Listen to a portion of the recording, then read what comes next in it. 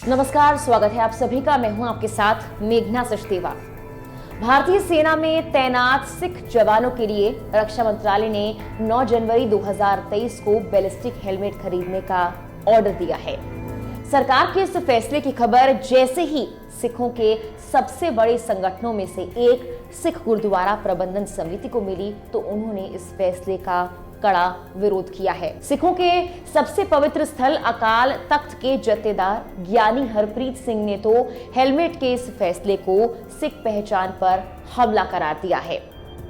आज के इस वीडियो में हम आपको बताएंगे कि सिख सैनिकों के लिए बैलिस्टिक हेलमेट का ऑर्डर देने का फैसला सरकार ने आखिर क्यों लिया है।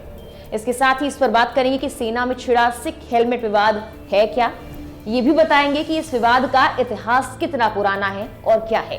वीडियो में आगे बढ़ने से पहले हमारे चैनल को सब्सक्राइब करना ना भूलें। भारतीय सेना में बड़ी संख्या में सिख सैनिक हैं। सिख धर्म की परंपरा के तहत उन्हें अब तक हेलमेट पहनने से छूट दी जाती रही। जानकारी के मुताबिक रक्षा मंत्रालय की तरफ से अब सिख सैनिकों के लिए 12,730 विशेष डिजाइन के बैलिस्टिक हेलमेट खरीदने का ऑर्डर दिया गया है। 8,911 लार्ज साइज और 3,819 एक्स्ट्रा लार्ज साइज के हेलमेट के लिए टेंडर भी जारी कर दिया गया है। शोधकर्ताओं का यह कहना है कि सैन्य युद्ध में हेलमेट का इस्तेमाल करने पर बैलिस्टिक प्रभाव से मारे जाने की संभावना 19% तक कम हो सकती है। इसी के साथ ब्रिटिश, कनाडाई और ऑस्ट्रेलियाई सेनाओं में पर्याप्त संख्या में सिख सैनिक हैं जिनका हेलमेट पहनना भी जरूरी है। इस हेलमेट को बनाने वाली जो कंपनी है जिसका नाम है MKU, उनका कहना है कि हेलमेट सिखों के धार्मिक मान्यता को ध्यान में रखकर ही बनाया गया है। इसे सिख सैनिक अपने पगड़ी के ऊपर आसानी से पहन सकते हैं।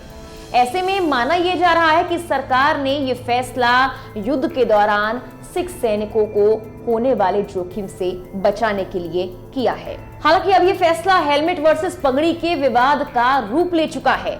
अकाल तख्त के जत्थेदार ज्ञानी हरप्रीत सिंह ने हेलमेट के इस फैसले को सिख पहचान पर हमला करार देते हुए केंद्र सरकार और सेना से इस फैसले को तुरंत वापस लेने की अपील भी की है। उन्होंने कहा कि पगड़ी को हेलमेट से बदलने की कोशिश सिख पहचान को दबाने की कोशिश के रूप में देखी जाएगी। जत्थेदार ने कहा कि उन्हें सिख सैनिकों के लिए हेलमेट खरीदने के लिए सेना के कदम के बारे में समाचार रिपोर्ट के जरिए पता लगा है और ये भी कहा कि सिख पंथ और सिख संगठन इसे बर्दाश्त नहीं करेंगे क्योंकि सिखों को उनके धर्म के सिद्धांतों द्वारा टोपी या हेलमेट पहनने की मनाही है।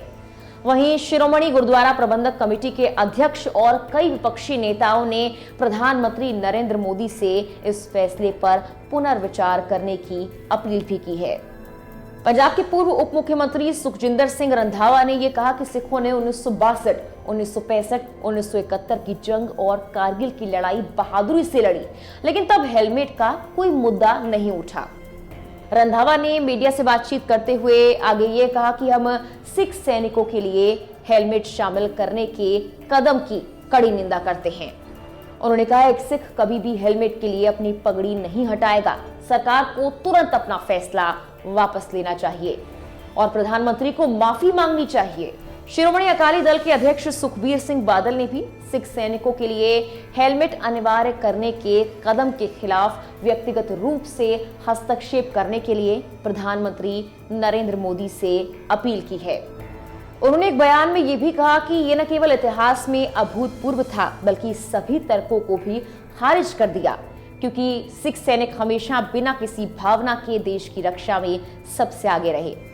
इस विवाद पर प्रतिक्रियाओं का दौर तो जारी है। हालांकि ये विवाद नया नहीं बल्कि 100 साल पुराना है।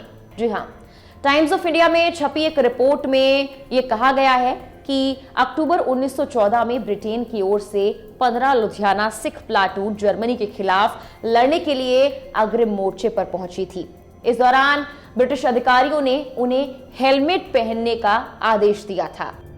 ये पहला मौका था जब सिख सैनिकों ने हेलमेट पहनने से इनकार कर दिया था। ब्रिटिश अफसरों के अलावा पंजाब के सिख सभाओं के केंद्रीय संगठन चीफ खालसा दीवान ने भी उस दौरान सिख सैनिकों से हेलमेट पहनने की सिफारिश की थी। हालांकि सिख सैनिकों ने ये बात नहीं मानी और सिर्फ पगड़ी पहनकर ही जंग लड़ी।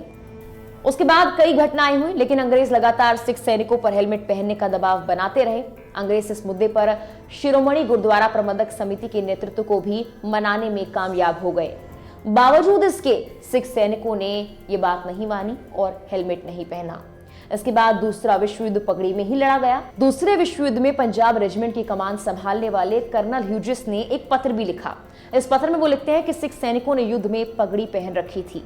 हालांकि इसके बावजूद स्टील के हेलमेट पहनने वाली किसी भी अन्य बटालियन की तुलना में उनके सिर में कम चोटें लगी। पगड़ी को लेकर सिख सैनिकों की प्रतिबद्धता को देखते हुए ब्रिटेन में दोपहिया वाहन चलाते वक्त सिख समुदाय के लोगों को हेलमेट पहनने से छूट मिली हुई है।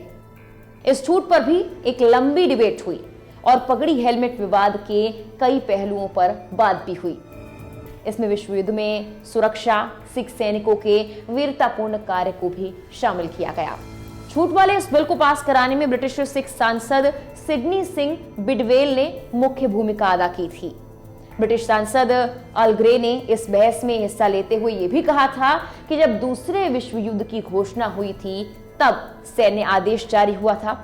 इस आदेश में यह कहा गया था कि भारतीय सेना के सभी सैनिकों को स्टील के हेलमेट पहनने होंगे।